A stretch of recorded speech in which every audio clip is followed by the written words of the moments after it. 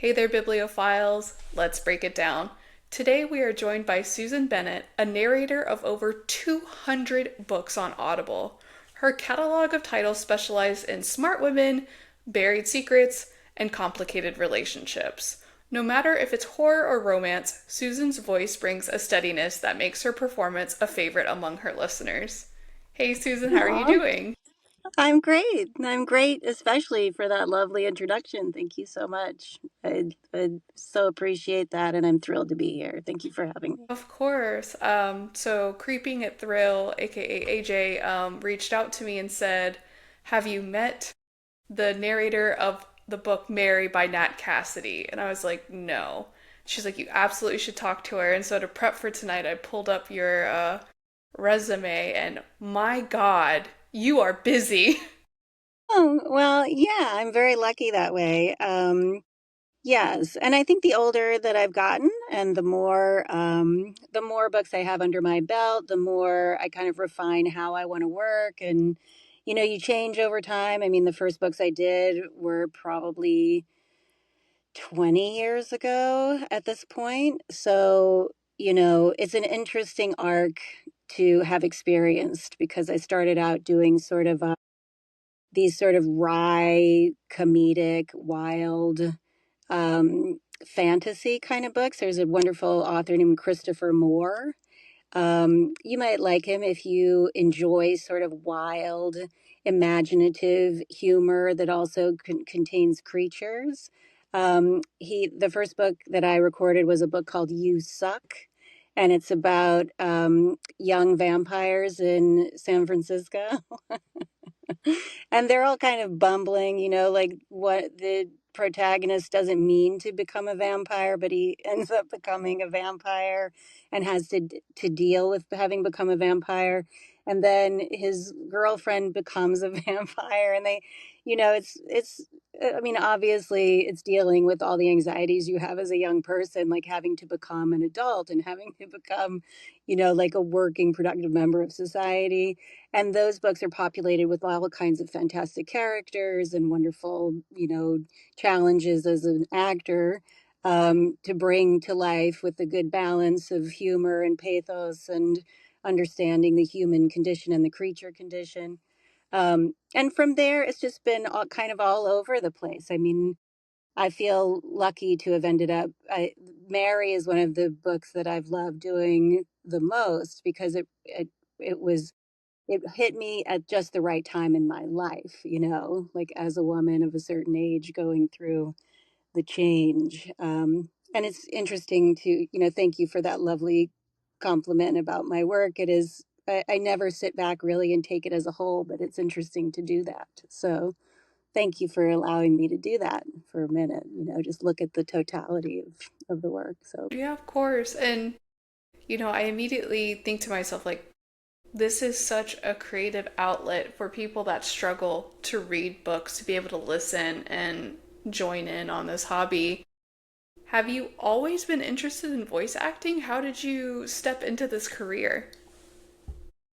that's a very good question. I wasn't always a person who was interested in voice acting. I grew up in New Orleans, Louisiana, and Shut up. yeah, Where? no. What parish? So I lived in Orleans Parish for a Okay. time, and I lived in Jefferson Parish. I lived more in Jefferson Parish than I lived in Orleans Parish, and I lived in Metairie and Kenner for the most part. Are you from New Orleans? Do you have a connection? You're from New Orleans? Yes. Shut up! I That's grew up there crazy. for over 10 years in that Kenner Metairie area. Shut up! This is wild. So hold on. What school did you go to? I went to St. Cletus. It was a St. private Cletus. Catholic school. And what's funny is the priest that was there when I was there, now that we moved to Florida, we kind of lost track of each other. But my parents Mm-hmm. recently moved to a different city and they ran into him. And Shut so up. That's yeah, it's crazy. small world. That is a small world. Well, I went to St. Martin's, which was an Episcopal school, and that school was on Airline Highway. So it was like, a few miles from the airport. So you fly in, you go down Airline Highway, which is the older highway that they used before the interstate, the I-10 was put in. And yeah. Yeah, so that's where I grew up, and when I went to high school, I was going to be a singer. I had sung like my whole life. My mother was a musician, a music teacher, and I got involved in chorus, but I had to take another like art elective in order to fill out my schedule, and so I took speech and debate, and that changed my whole life. I had an amazing teacher for that class. His name was Jimmy Cox. He was from Laurel, Mississippi, and he was a big, wonderful, lovely gay man from Mississippi who had grown up sort of like having to live in the closet. And when he like, came out and he went to New Orleans, he was an artist in his own right, and he took a lot of kids like me under his wing, and we did speech and debate.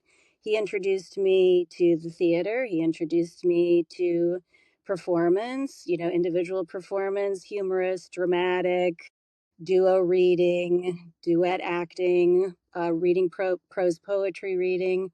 And from there, I got interested in actually becoming an actor. And so I went to DePaul University in Chicago, Illinois. And then I got very, very lucky. I ended up taking a production of a play called Beautiful Thing to New York with a company called Famous Theater Company in Chicago. And I did that in New York for 6 months. And then I hope this is answering your question. I feel like I'm just like No, reminiscing I'm loving it. I love all the lore. It's like give me all the Susan Bennett lore. the Susan Bennett show. So yeah, so in any event, like I wanted to be a singer, or thought I wanted to be a singer, and I ended up becoming an actor. And then from acting, I kind of dabbled in voiceover, but I wasn't terribly good at voiceover.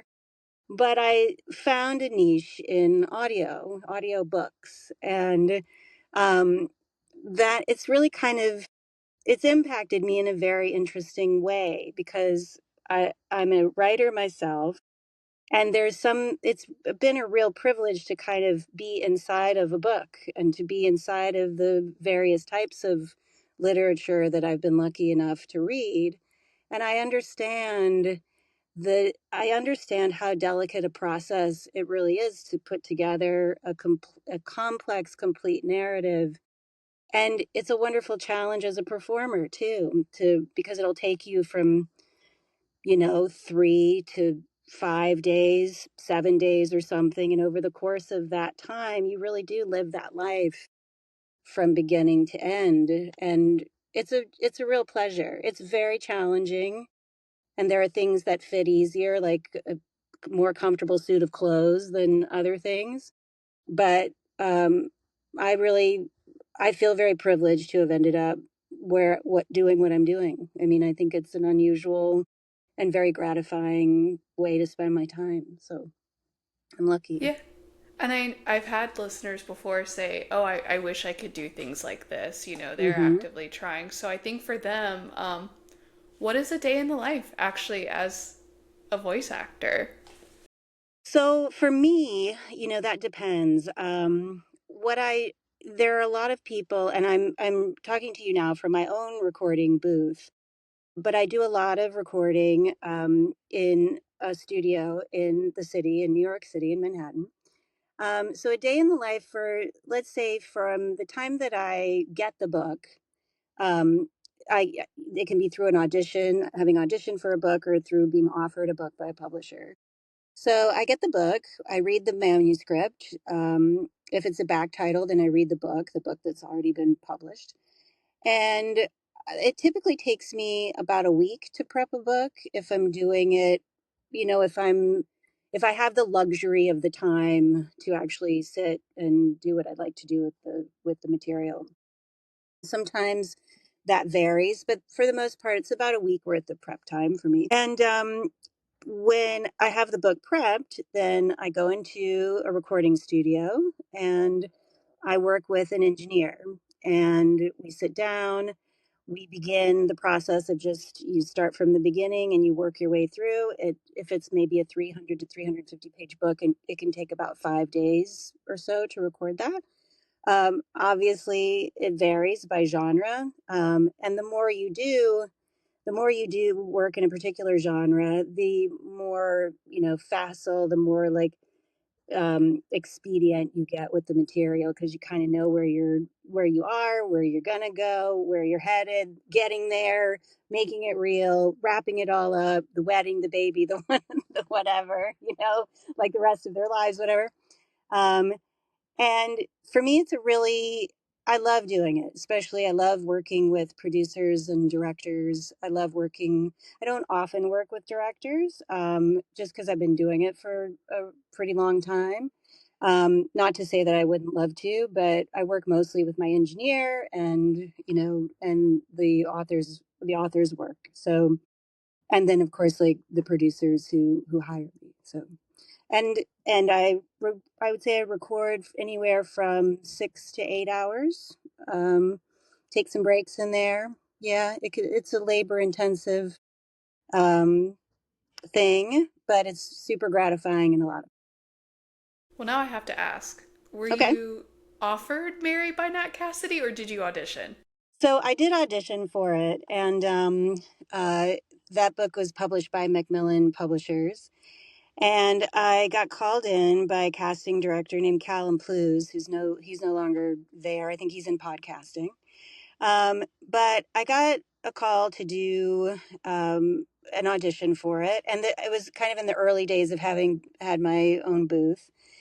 And I had never read for a horror book before. And they sent me the Nadine material. They sent me the very first, like, Mary, when she's like left her this awful message. like, They knew what like, was up. Nadine will yeah. get her in. Well, exactly. And yes, you point out, aptly, is that that's really the relationship in the character that has to come across. And I had never been asked to read anything like that, and I was so excited by it. I just was like, this is what I want to read, man. I want to like I want to sink my teeth into this. And so I did a few takes. Sometimes you record a couple of takes, and I sent them in, and I got a message from Callum, and he said Nat would like to chat with you. And so we got on a call and chatted with Nat, and he gave me some very specific pieces of direction. And then I went ahead and did re recorded based on what he asked me to do. And then I got the job. And it was like, I can't believe I got this job. Nobody, I mean, I just did what I thought my worst nightmare of a telephone call from a relative that I didn't know very well and who wanted me to take care of them would be like. And it turned out to be everybody's nightmare of that call. So I was that's how gonna I got that job. I was gonna joke, who is your favorite character from Mary and why is it Nadine? But You know, I mean, how can you not love that? How can you not love that woman? I I think of mean, her every Easter now. Every yes, Easter I think of Nadine. which that's kind of a mixed bag. I mean, that like yeah, but I just loved the audacity of writing the truth of that, because I mean, you read more horror than I do. So for me, it was like this. I mean, I've seen horror movies, but books are a different kind of slow burn because you're in the text, you're in the Mm, mind of the author the whole time, and I think it's different than just visuals. It's like the words themselves, right? agreed. So I mean, like, it took me to a place. I, I don't often talk in these terms, but it took me to a place artistically that was really terrifying in the best way. So I'll always be grateful to this book in particular for that, you know. Well, I know we were talking a little bit earlier and you were talking about horror recommendations. Yes, N- tell me. Nat Tell also has us. another book called Nestlings. I'm not sure if you heard of it. I have heard of it. Yes, I follow him. I love him. I think he's a mensch and a wonderful writer. Because I saw you in the sound booth and I couldn't help but think of Anna, the female main character in that book, because she's a voice actor. Is she? Oh my gosh. I Yes. see. I have to get this book. I have to I'm a bit of a baby when it comes to like sitting alone with a horror novel, but you know what? I should just listen to it on audio. That's what I should do. I should listen to it on audio and then I'll read then I'll go back and read the book. But tell me more about it. Tell me. I need to know. It's it's basically Nat's take on Rosemary's Baby, and he kind of admits that in his author's note. Okay. I usually sometimes skim author's notes, but I do really like Nat's because he really sets the stage. Like, you were probably thinking throughout your head, wow, this is really like Rosemary's Baby. And yes, because these are the things that happened in my life, and this is why. So yeah, it's basically, a young couple win a lottery of very New rent York controlled. apartments. Got it. Yeah, and something's not right with the place, and they have a very young child that they are trying to adapt to being new parents together. She is Which is also, horrifying in and of itself. Like, um, yeah, and yeah. Nat's take. We were talking about this a little bit earlier, but I think Nat Cassidy is one of those authors that write from a female's perspective very well. And Incredibly. once again, in that book, I think he does it justice because he takes a take on motherhood that is not talked about a lot, but is very realistic, um, Okay. and gives it justice. So, if you're looking for some end of the day wind down horror books, highly suggest that one as Nestlings. well. Absolutely. Thank you. So, I know Mary has a special place in your heart, but what are Yes. some other books that you've done that you will always fondly remember? Gosh, I have been very, very lucky. What a book that I did just recently is called The Mad Wife. Um, the author of that book is a really wonderful writer named Megan Church, and she writes historical they're historical fiction, but there's this quality about them that is something more, like I think it's because she has a really potent imagination and she writes incredible female characters who are barely hanging on by Mm, just the tips of their fingernails, and they've been put in these horrible situations that they have no control over. And The Mad Wife is about a woman in the 50s who goes through having a baby, and after the baby is born, she experiences a psychological crisis and is still trying to enact perfect womanhood, perfect motherhood, um, perfect housekeeper, perfect um, wife. And she is in the most terrible, lonely, isolated place um, that a woman finds herself in, particularly when she has a baby. And so that is the book that has a very special place for me, in large part because I just respect Megan and her process so much. And I also feel very honored. That was the third book of hers that I've been fortunate enough to read. Another book that I really I think is a I think it's just such a beautiful and unusual book is a book called Smother Moss. And that's by it's this is a beautiful book. If you so it's a book that takes place in Appalachia, and it's a horror book and it's a murder mystery. And it has these beautiful, this set of young sisters and their family are at the center of it. And it's by an author named Elisa Allering, Alering. And the prose in this book is so imaginative and poetic and mysterious that it really draws you into the whole kind of mystical piece of Appalachia. And the two sisters who are at the heart of it, they are kind of inadvertently involved in this murder that's happened. And one of um, they're both going through very personal family tragedies, but in different ways. And one of them is she's a teenager. One of the girls is sort of that tween age, and the other one is full on teenager.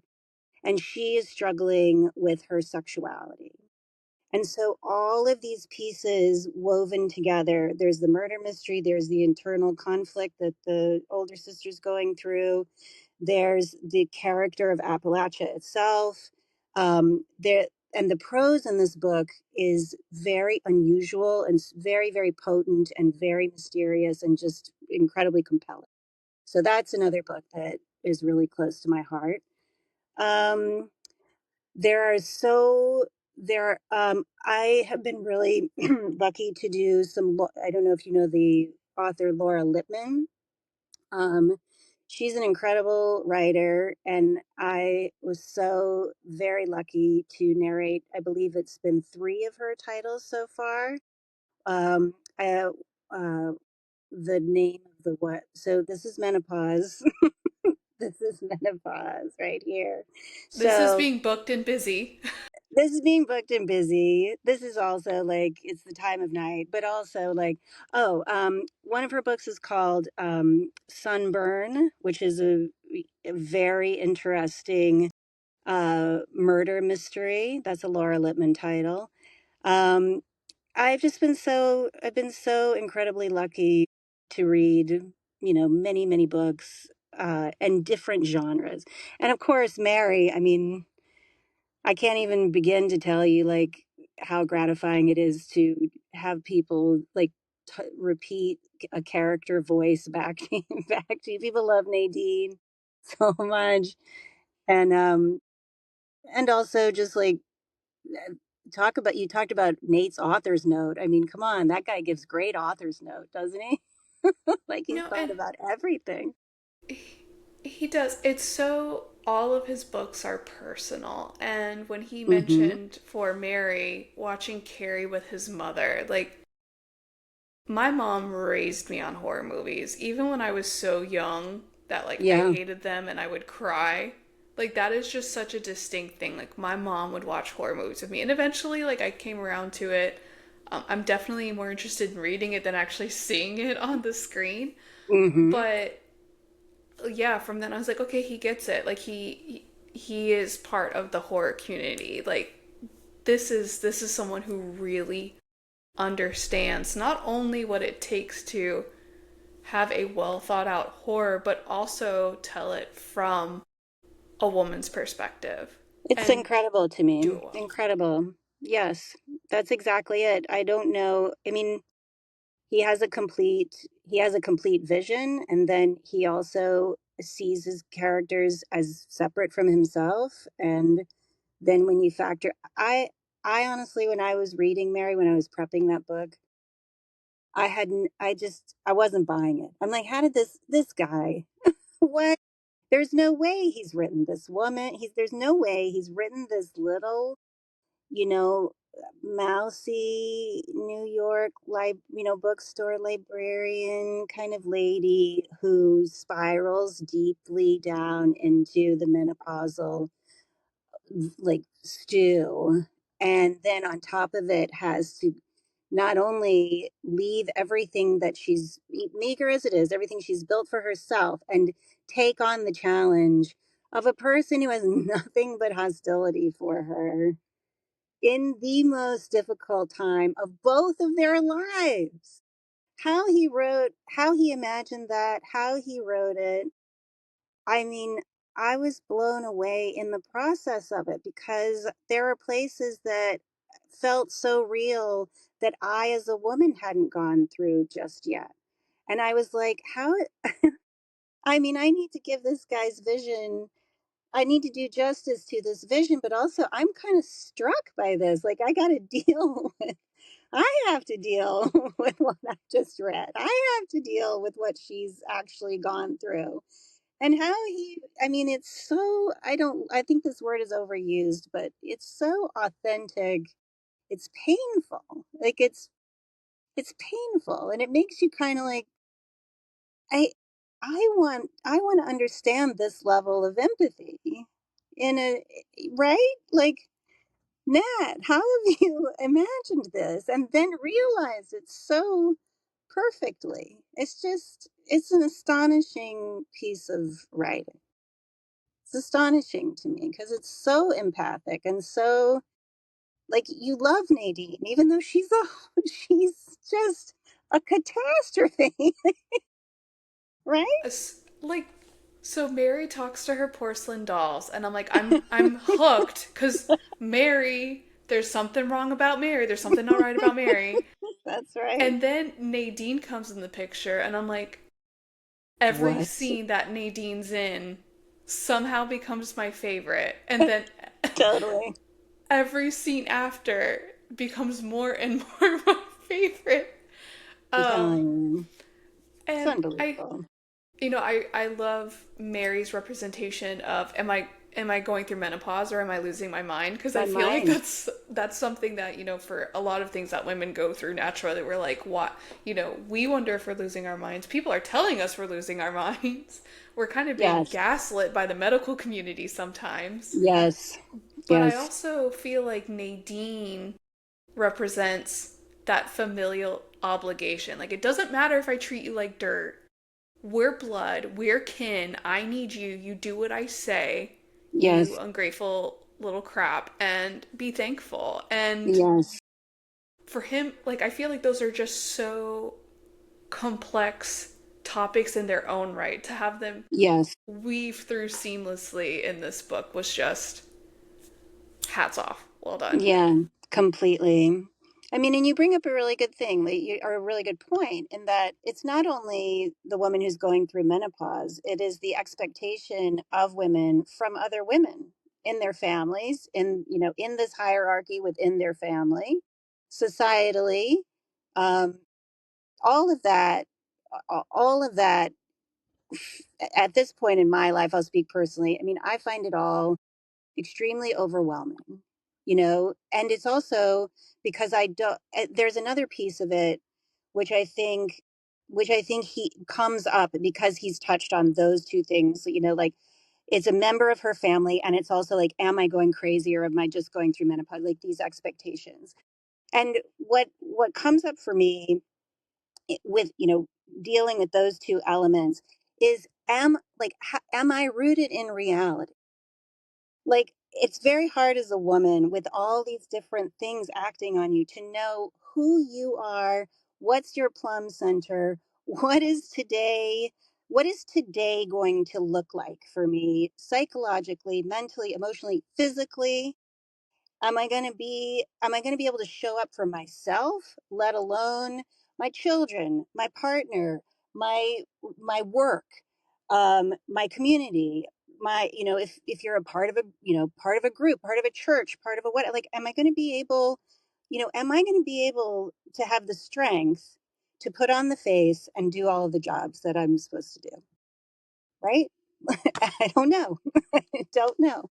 Yeah, and he has a quote, I don't remember it verbatim, but it basically is Mm-hmm. like, what if I was a man with this audacity? Like, could you imagine how many people would fall before me if I was a man with this? And I, like, 100%. that was just one of my favorite quotes because it's like all of Yes. these things that we go through as women to try and understand our bodies and ourselves, and we're so at risk of losing our sense of self. And if you take a step back and you're like, yeah, like, what if I did act a little bit more like a man? What if I did show up for myself a little bit more? Like, yeah, the Would I be implications would be punished? huge. Yeah. Yeah. How would I lose in that situation? Like, what would the part of the, there's a part of the book that happens later in the book. I don't want to get, I don't think it gives anything away to talk about it, but uh, a woman is like buried up to her chin in dirt, and she's literally like unable to get out of this situation. She's unable to free herself physically from this situation. And narrating that was one of the most psychologically resonant and very difficult things. And this is like after Nadine, after the figurines, after, after like the file cabinets. Do you remember this part of it? Like the, and going, all, like, it's after all of that. It's one of the major, like, you're pressing forward into this denouement of this thing that's happening. And that was so resonant personally that it was almost painful, because it Wow. felt so much like I'm I'm when you're a woman and you're going through this, it just feels like it's never going to end. You're up to your you're up to your eyeballs in it. You don't understand it, and yet you have no other choice but to go through it. Hmm. And it's very unfair. Yep, Well, obviously, if you're listening and you haven't read Mary by Nat Cassidy, you've got to now. read Abs- it. Read it, get the version with Susan for your audio purposes, listen to it on the way to work because you just won't regret it. You won't regret it. That is such a beautiful thing to hear, and I could not agree more. Please get a copy of this book. It is, and it, whatever way you can get your hands on it, please read it, especially if you're a woman of a certain age and you need to touch grass in a figurative way, like, as in a, am I losing my mind, and am I alone? Am I the only person who feels like, that's what I think anyway. So, with your experience, you've Hmm. done a lot. What would you say are your biggest lessons learned in your career? Biggest lessons learned in my career. Um, I would say, gosh, that's a wonderful question. And boiling it down. Well, first of all, I would say never underestimate yourself. If someone thinks that you are capable as a performer, as an artist, have something in you that you don't necessarily see within yourself, give it a shot. Go in there and see what's in there, because a lot of times we have notions about who we are that don't really match how other people see us. um, Another thing I would say is, open yourself up to the artistic viewpoint of the author. Give yourself over to the vision of the author. And that seems kind of like, an obvious thing, but you can walk into a sound booth with some baggage. You can walk in with an idea of what you want to do or how you want to come across. And I think that in any book that you're privileged enough to voice or read, um, if you are humble before the material, then it elevates both the material and your own performance of it. In my early part of doing this, I feel like I was very egotistical because I was a younger person, and you know, the scale of the things I was doing was X, and I got very wrapped up in what that meant, Mm. rather than allowing it to be a pure experience of learning about the the the journey of the person that I'm narrating, or what they're going through, and how it's been imagined by a writer, and how it could affect me, and what will come out as a result of being affected by it. Um, I would say be kind to everybody. That's very important. I think people don't, I wish I had learned that lesson sooner. Not to be like nice and saccharine, but go in with an open heart, and you'll find the people that you should be working with, that you should be creating with. Um, and I would say, like, what an amazing thing to be able to do. Like, um, I I'm not tasked with solving the crises of the world, but I am tasked with telling someone else's story. And that's a big responsibility.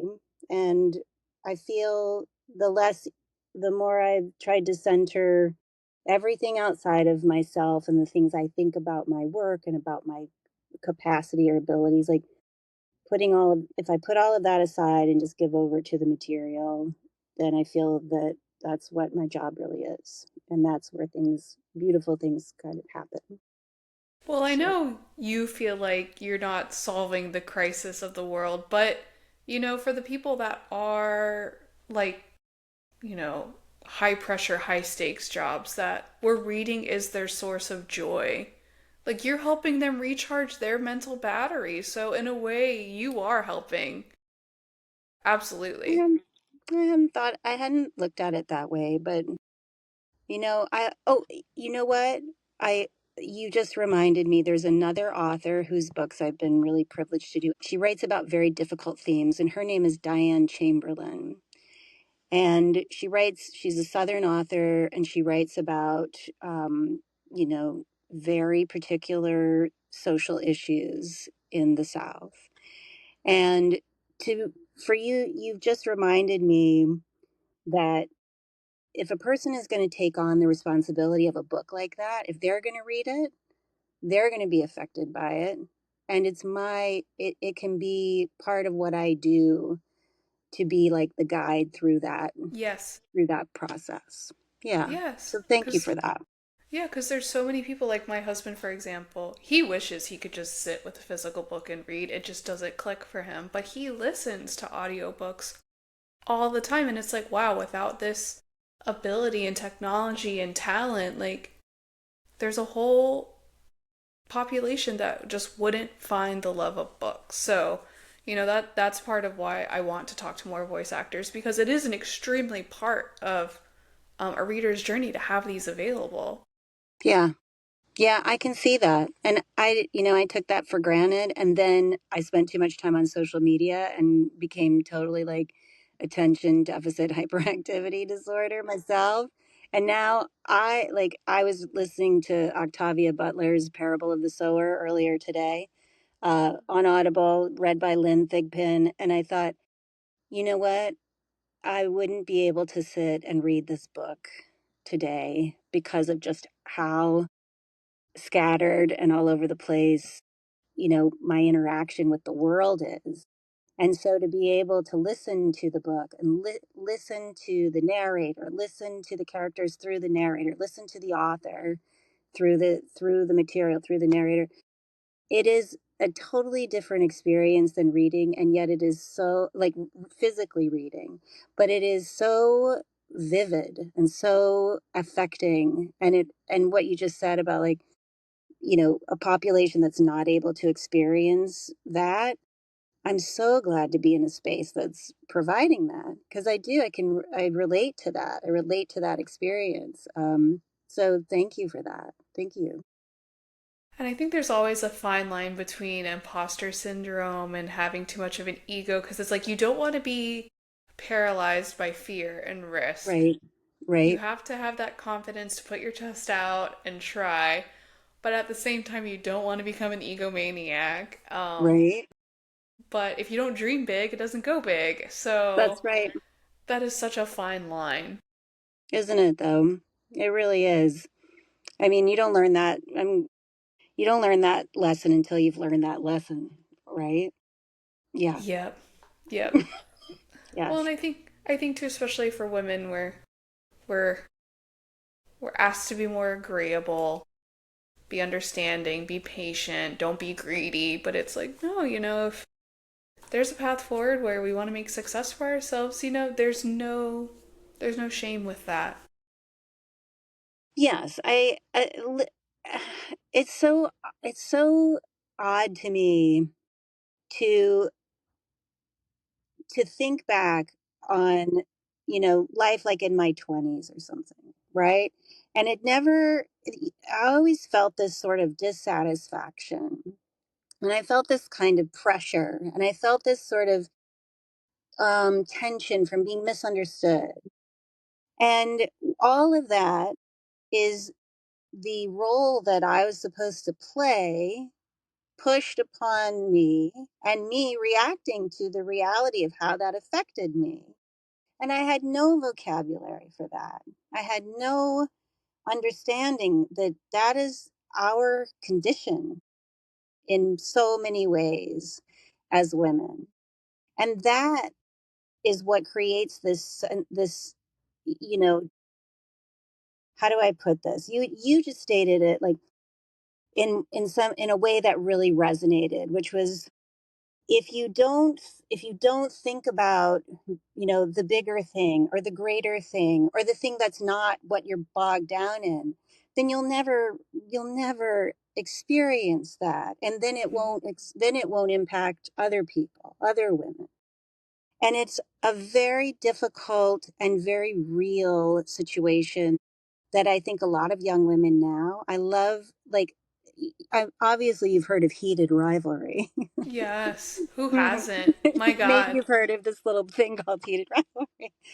And to me, the fact that, a friend of mine recommended, well, a gay male friend of mine recommended it, and then a married, straight woman recommended it to me. And I thought to myself, like, wow, it is really incredible that these two totally disparate people are getting so much out of this series. And one of them said to me, "Well, it's because nobody has to be hurt. Nobody has to be shamed. Nobody has to miss out. Nobody, you're not dealing." And this is what we deal with, like in women's romance so much, is that there's a hurt, there's a piece of you that dies, there's a longing that's never fulfilled, or it's only fulfilled in this fantasy, right? Like Mm. I can only get the man of my dreams and end up the place I want to end up in if I am in the pages of this book. Um, so, like, uh, all of these themes about, being a woman and being kind of confused all of the time, about why you feel the way that you feel. Um, I think that I've been lucky enough in the things that I've read, at least, that I've voiced, at least, to have learned that things are universal, that these things are, hearing it is a little bit different than reading it, hearing somebody else go through it's a little bit different than reading I think sometimes too, as readers or people that are immersed in text, taking a step back out of our comfort zone is always a it. good thing because, Yeah, I will read a romance from time to time when I'm asked. It's not my go to, but, if a sure. friend recommends it, I'll try. And, my best friend in the entire world, she reads the spiciest of the spicy. Like, if it has no spice, she has no interest in it. Got it. And I kind of took a step back and I was like, romance girls are very particular about it has to have a happily ever after. Yeah. Like they need to be happy. I want the ending scene with the baby and all that. But then I realized in the horror genre, we kind of have a sick version of happily ever after too. It's just not. What is it? I mean, you know, think how Mary ended up. Okay. I Yeah. mean, it could be considered better with how she started. Yeah, it could be. It could be. It Um, definitely could be. so I feel like, there's a very popular subsection of horror called feminine rage. And, I kind of say, like, sometimes the feminine rage is they're happily ever after with themselves because they finally unleash, like, They have their their anger. feelings. Yeah. Yeah. So Mary is a feminine rage book, would you say? There's definitely elements to that because she's so frustrated, which, I Yes. mean, granted, she should be. She doesn't know what is going on with her body, her mind. she has to deal with societal pressure and her family pressure. And then as she understands her own history more, there's pressure of like, well, who's telling me the truth, who's not. Right. So there's definitely some elements there.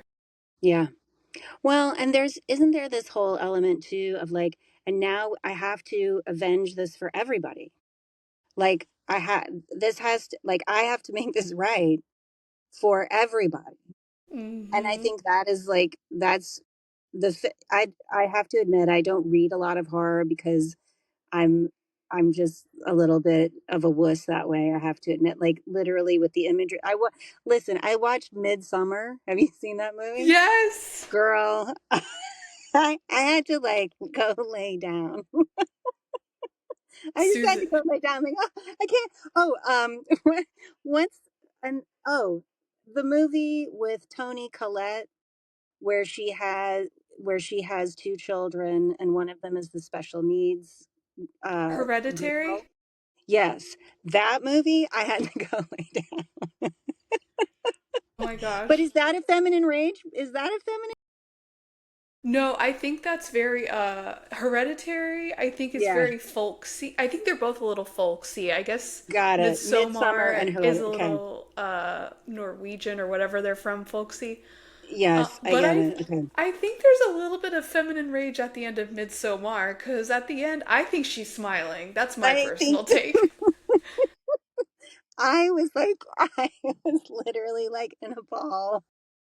Susan, like I put that on as a comfort movie, like to just play in the background, Shut Midsommar. up. Oh And my gosh, you're hardcore. The Menu by Anna Taylor-Joy, and it has Ralph Fiennes in it. It's basically the This restaurant horror movie. this came out recently. Yes, Last couple of years. Okay, I was able to get through like 20 minutes. that is my ultimate comfort movie. If I need background music on, like while I'm You put on working, that I put on that movie. I adore that movie so much. So, amazing. See, like I'm a person who puts on Midnight Run. yeah. Like I just want to see diners. I want to see Robert De Niro. I want to laugh at Charles Grodin. No, it's either because my dad moved from Bethpage, New York, to New Orleans, so it's either like Goodfellas, Casino comfort movie, or Or Midsummer. it's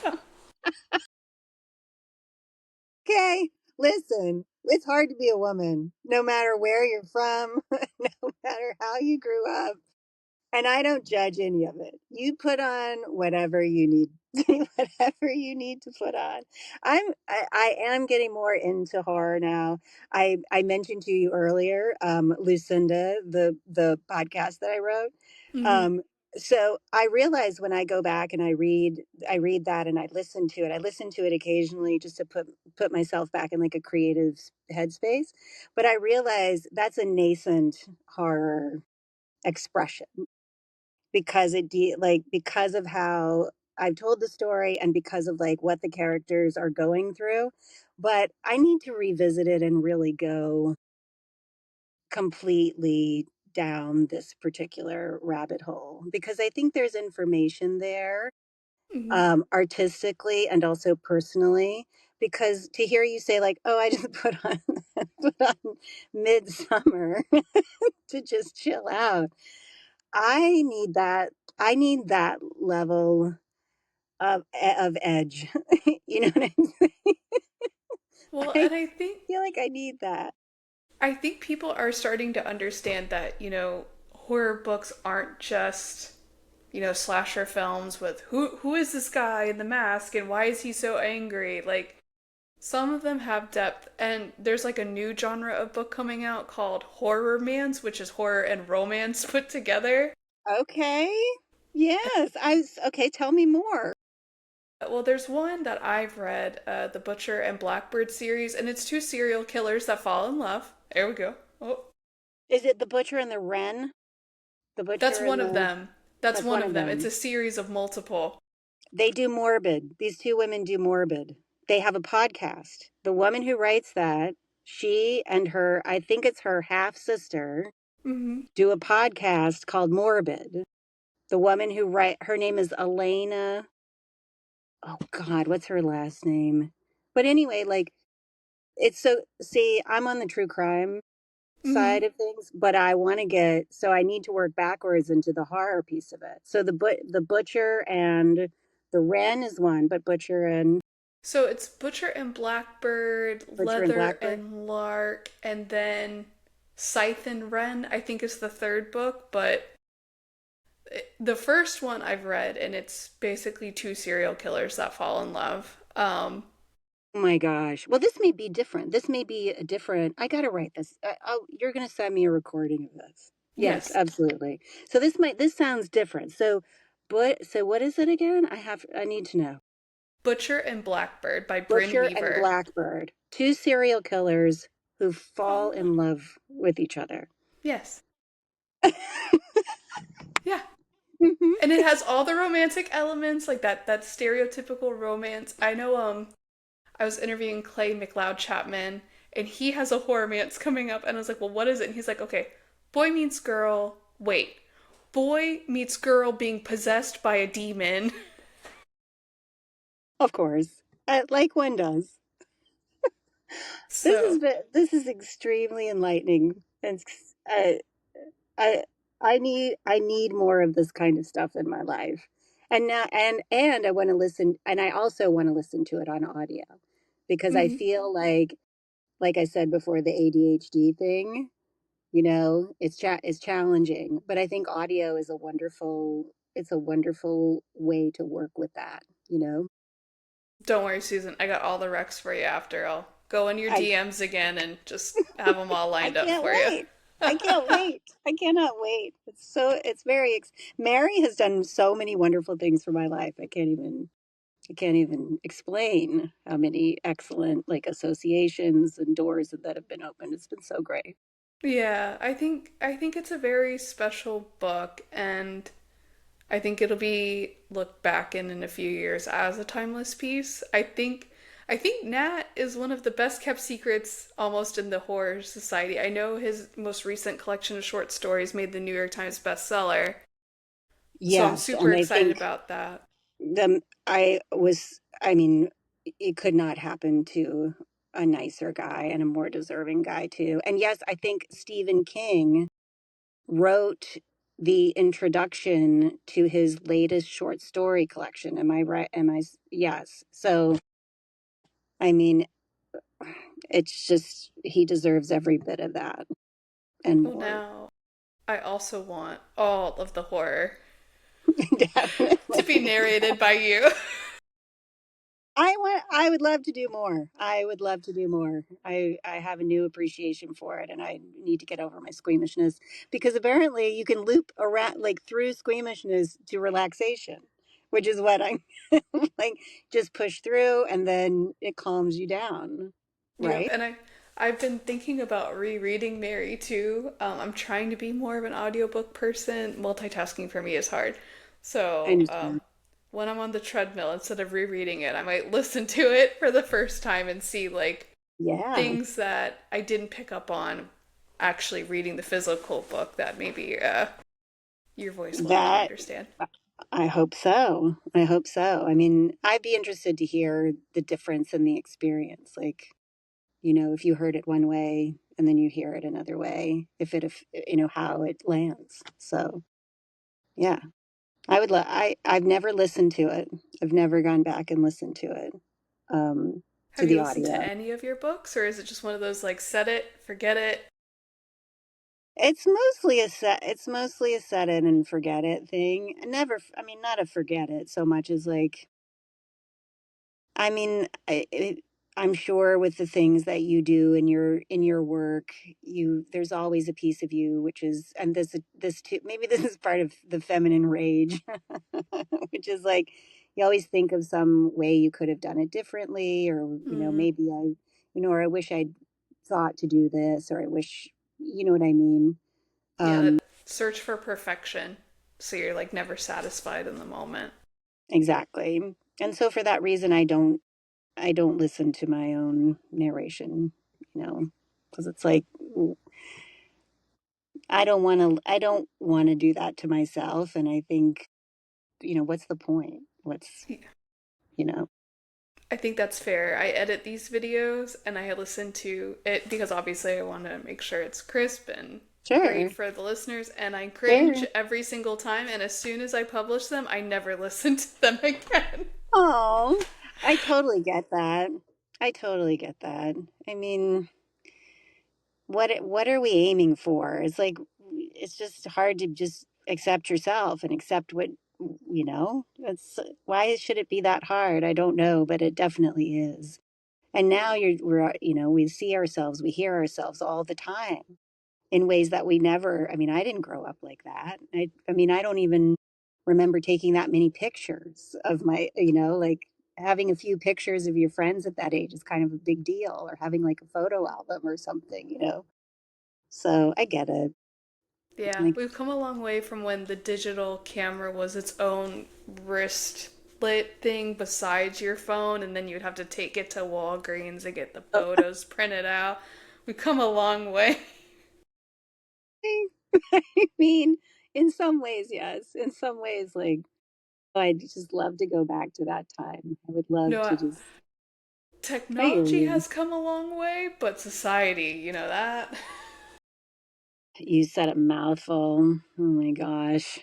But we still have the same impulses. We still have the same desire. We still like, we want to commemorate. We want to know. We want to remember this piece of our lives, or we want to participate in some way. I mean, that's kind of a wonderful thing about, to loop it back around to audio. I mean, that there were books on tape, but it was not the norm to be able to get an audio book and be able to kind of take it in your own time and see what that did for you. Did it do it a little bit? Did you experience it differently? And I've known for a while now, I've known several of the people who were kind of there in the beginning and who did like the audio performances, the audio productions of these things. And they were a much bigger sort of, or like much more, because it was more expensive and it took a lot of time. And there were a lot of production values to them too. They were like radio plays or like radio films, or a documentary sort of, vibe to all of it. And I mean, I remember going to, it was like Borders bookstore in Mm-hmm. Chicago, or like a B. Dalton or Walden Books. And there would be a shelf of the audio books. And they were a collection of like 8 cassettes, and then there were CDs. And there was something, there was something kind of rarefied about them. And they were, beautiful productions. And now that it's expanded so much, I think that it's brought so many stories to people who would never have been able to, get that collection, never maybe thought that that would be something they would want, or if they wanted it, it might have been out of reach for them. So, I mean, it's really kind of amazing that people are reading by listening in this time in a way that they were not able to when you and I, back in the day. It's kind of amazing. It is amazing. Yeah, It absolutely is. totally. All right, Susan. So, for everyone that's like, I want to know what Susan's next book is going to be and when it drops on Audible, how can they keep in touch and know what's going on with you? So as I say, I have my SusanBennett.me website, but I am also on Instagram at the real Susan Bennett, and I am on Facebook as Susan Bennett. But I have to be honest with you, I am not as talented at self promotion as a lot of my colleagues. And the book, but I do have some books coming out that I'm very excited about and proud of. And one of them is a book called The Pleasures of the Other. Um, this is the spiciest book that I've ever read. And it's about three friends who each have different either affairs or spice up their love life in very specific ways. And the author of this book is named Sasha Arden. Um, the website for this book is not up yet, but I'm fortunate enough to know Sasha. And when she offered me this book, I was very honored, obviously. And then I got into it and I was like, Sasha, what, what are you doing to me? What are you doing to all of us? It's literally the sexiest, spiciest book I've ever read in an interesting kind of different way. It's about older women who are in relationships who need to revisit their own sexuality in a new and different way. I love this. Okay. So let's stay in touch because I want I want to communicate about this book.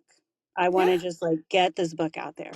So that's one book. And then another book, this is like the completely opposite end of the spectrum, is a book called My Life, My Science. I do a lot of nonfiction stuff as well and like medical stuff and research stuff, which I find really fascinating. And this is a book that is written by a woman named Nancy Sabin Wexler. And she devoted her entire life as a biologist and a geneticist in particular to studying the origins of Huntington's disease. Huntington's disease is a degenerative neurological disease.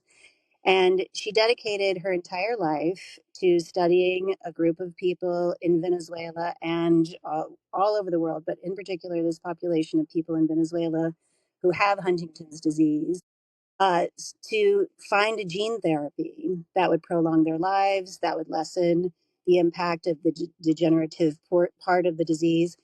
And as it turns out, Huntington's disease actually runs in her own family.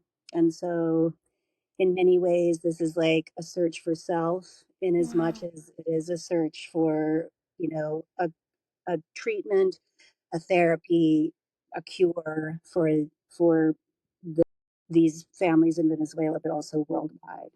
And a friend of mine has worked for Nancy for many years, and she and I raised our kids together, and here in our neighborhood.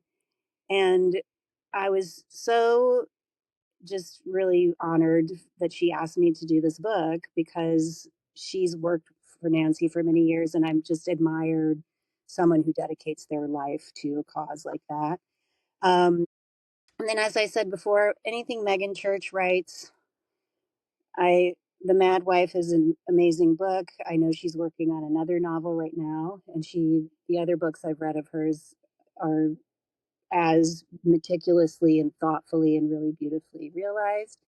And Elisa Allering, that Smother Moss, that has some of the most haunting images and beautiful writing in it that I've had the privilege to voice in a really long time. So, and Diane Chamberlain, Laura Lippman, all these incredible women, all of them. And of course, don't sleep on Nat Cassidy because that guy, my God, I just can't believe he wrote a perfect depiction of menopause in a 40 something year old woman and her like 60 something year old aunt, who is one of the greatest pieces of work I've ever read. If I had not voiced it, I'd still feel like the writing of this character is spectacular. She's something Uh, special. Something real special. So, thank you so much for talking with me. This has Yeah. been wonderful. Yeah, thank you. And for listeners, as usual, I will drop all of Susan's contact information, where to follow her, her website, and also I'll just drop a link to her Audible page where it lists all of the books she has Please do. available. So that way Thank it's you. easy with one click. Get you some Susan for your ears. You're so sweet. Thank you so much. Of Thank you course, so much. thank And you. thank you to everybody who listens. I appreciate you so much. Yes, we do. Thank you, Bibliophiles.